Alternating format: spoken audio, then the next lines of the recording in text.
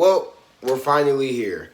Outside of March Madness, we are now in every basketball fan's favorite time of the year. And that is none other than the NBA playoffs. And these playoffs are looking to be one of the better playoffs in recent history. You have teams like the Cleveland Cavaliers, a new, fresh, young team sitting atop the East, but then you have the Celtics, the reigning champs, right behind them. In the West, you have OKC Thunder, who are another young, promising team with none other than Shai Gilgeous-Alexander, who's more than likely going to win the MVP, leading that team as the number one seed. You have a young Rockets team as a second seed, and you have the Los Angeles Lakers, featuring none other than Luka Doncic and LeBron James, holding down the third seed in the West. With all of these matchups, it seems like this playoffs is lining up to be one of the better playoffs within recent history. I have seen some people even go as far to say that these playoffs could be as good as the playoffs that we saw in 2016. Hey, now before I get too deep into the video, make sure you leave a like on the video because I know you're going to enjoy it. And make sure you subscribe to the channel because if you enjoy the video, you're going to enjoy the rest. But that's all I got. So let's get right back to the video. Now, as I mentioned before, the Cleveland Cavaliers are the new team on the block in the Eastern Conference. Last year, they were still pretty good, but they ended up losing in the first round. So they came back this season with some vengeance. And Coach JB Bickerstaff has led this team to the #1 overall seed in the Eastern Conference. And the Cavs are on the prowl. They're looking to take over the East and defeat the reigning champs Celtics whenever they have to face them. And they have all the capabilities of doing it. You have Donovan Mitchell and Darius Garland in that backcourt. You have Evan Mobley and Jarrett Allen in the front court. You have one of the deepest benches in the entire NBA. So it's not far-fetched to say that Cleveland has a pretty good chance to go all the way to the title and maybe raise some hardware when it comes to June. But they're going to have a tough path. And in this video, I'm just going to be breaking down the first round matchups. And I want to start with Cleveland Cavaliers because it's going to be short and sweet. Cavaliers are #1 overall seed, and regardless of whoever they play, whether that's the Hawks, the Bulls, the Magic, it doesn't matter who they play. I have the Cavs beating them in 4 to 5 games. I just think regardless of who they play, whether it be the Hawks, I could see Trae Young still in win. Whether it's the Bulls, maybe Josh Giddey, Kobe Wright go off. Magic, I could see a young Magic team having a little rejuvenation, giving the Cavs a challenge. But I just overall think whoever the Cavaliers play, they're going to make quick work of them just with how great they are. Like I said, Donovan Mitchell, he maintains his reputation as one of the best playoff performers and as one of the best scorers in the entire NBA. Then you have Darius Garland, who is kind of a little engine for their offense. He's somebody who gets the ball to whoever needs to have the ball at any given moment. Then you have somebody, Evan Mobley, who locks everything down in the paint. You got Jarrett Allen right behind him, and you have a bench. Whoever faces them out of the teams I just named, I just think the Cavs are going to overwhelm them and make quick work of them. Now, I know I talked all that mess about the Cavs, but let's not forget about the Boston Celtics, who a lot of people have coming out the East. And can you blame them? The Boston Celtics are your reigning champions from last year and well-deserved, and they're once again a top seed in the Eastern Conference. Now, they're not the #1 seed, they're the #2 seed, but hey, they still have maintained their dominance throughout the season, and they look arguably even better than they did last year, and that's pretty scary considering that they just won the championship last year.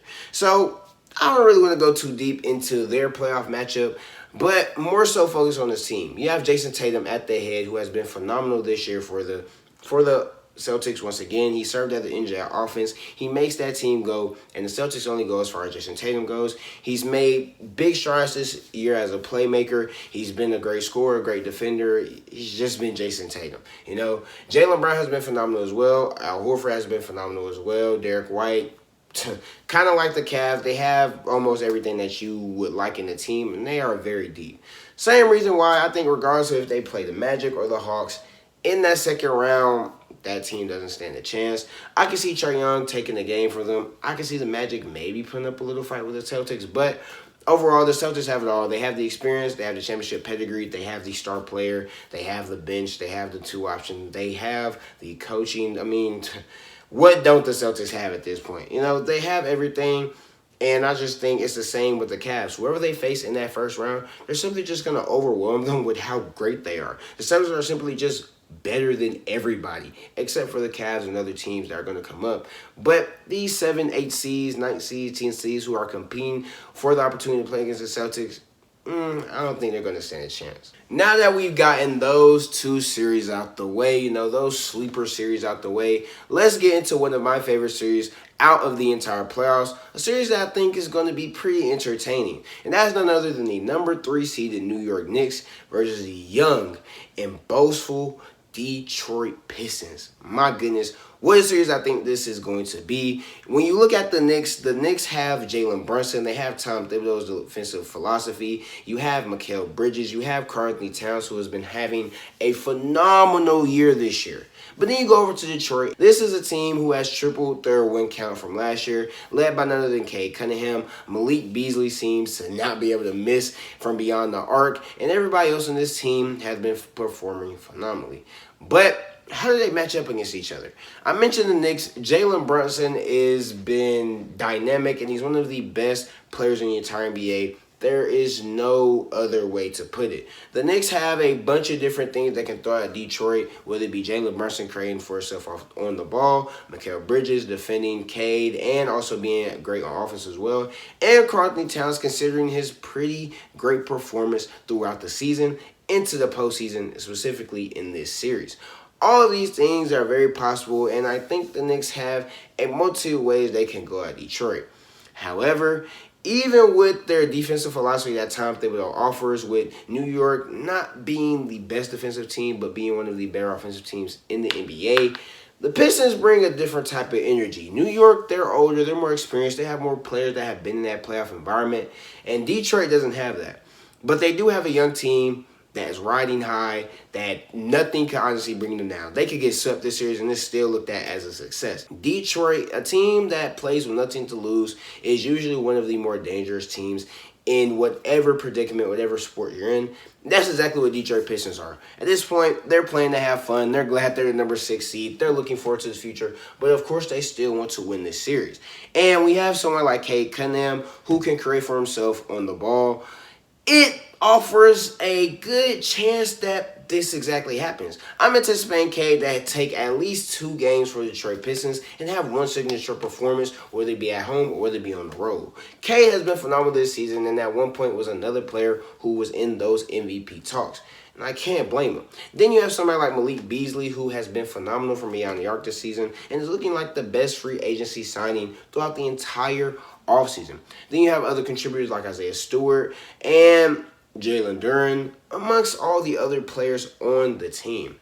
However, I'm going to have to take the Knicks in 6 because I just think the Knicks, their experience and their overall pedigree as a team is going to be too much for Detroit to handle. I think Detroit is a little too young. And on top of that, Cade's the only ball handler. I think New York, although they're not the best defensive team, they usually beat teams like Detroit. They usually struggle against the upper echelon teams like the Cavs and the Celtics. But teams like Detroit, they usually end up beating for whatever reason. And I think they're going to put a lot of pressure on Cade with the ball in his hands to kind of force other people to beat them, which would be very smart. Tom Thibodeau, he's used to defense and scheming up against some of the better players in the NBA. And I think the same thing is going to happen with Cade. And I think in the end, the Knicks will take it. Now, this next matchup is one of the more anticipated matchups as we have gotten closer and closer and closer to the NBA playoffs. These teams have some history between each other, as an incident happened a couple years ago that kind of created some tension between these two teams. That is none other than the number 4 seed Indiana Pacers versus the number 5 seed Milwaukee Bucks. And the backstory between these two teams and just everything they've gone through this season and with how they match up against each other makes for a pretty interesting series, to say the least. If we're going to the backstory in the Indiana Pacers, let's get to it. Indiana Pacers, they kind of started off a little slow this season, mainly because Tyrese Halliburton was struggling at the start of the season. I think it was because of his injury. He had an injury last year, and it seemed like he was still rehabbing. He just was not good at all to start the season off. He didn't look very good at all. He didn't look like the Tyrese Halliburton that we were used to. And because of that, the Pacers struggled throughout the season. But around All-Star time, a little bit before All-Star time, Tyrese Halliburton started to show those flashes. He started to show us the Tyrese Halliburton that we were used to seeing, that we saw last year in their playoffs for Indiana and in the regular season. Him being one of the best facilitators and point guards throughout the entire NBA. And ever since then, he started to take off. Indiana has started to go right along with them, and they were able to ascend to the fourth seed in the Eastern Conference. Now, you have a team like Milwaukee Bucks, who's kind of the exact opposite. They come into the season with high expectations. You got Doc Rivers as your head coach, Giannis Antetokounmpo, Damian Lillard, some other pieces. Let's run it. And that's just not really what happened. They ran themselves into almost missing the playoffs, but in the past couple of months, they were able to make a run. However, it hasn't really been that good. The Bucks have struggled all season. They just haven't been able to put it together. They've just struggled on offense and defense. Damian Lillard and Giannis can't really get the pick and roll going. The offense just doesn't look really good. They're struggling on defense. It's just not really looking very good. I made a video on the Bucks and how they've been this season, so you can go ahead and check that out right here. But keep things short. It hasn't looked good. And with Damian Lillard going out with blood clots, get well soon, Dame, it makes it even worse. However, the Bucks do have one thing. Despite of all their struggles, despite of how lackluster the talent on the team has been, they have Giannis Antetokounmpo, arguably the second best player in the world. Some people call him the best. One of the same player who led this Bucks team, not this exact Bucks team, but the Bucks to a championship a couple years ago. And a player who has been on a tear, and I mean an absolute tear, these past couple of weeks. Now, it's March, and season's starting to wind down. Players aren't really going as hard, so you could use that. However, I think Giannis is definitely somebody to look out for, as he is undoubtedly the best player in the series, and he's one of the best players in the entire East. And a player like Giannis, who has been averaging those type of numbers and is right there in the midst of the MVP conversation again this year, is a player you don't want to overlook when it comes to any type of playoff series.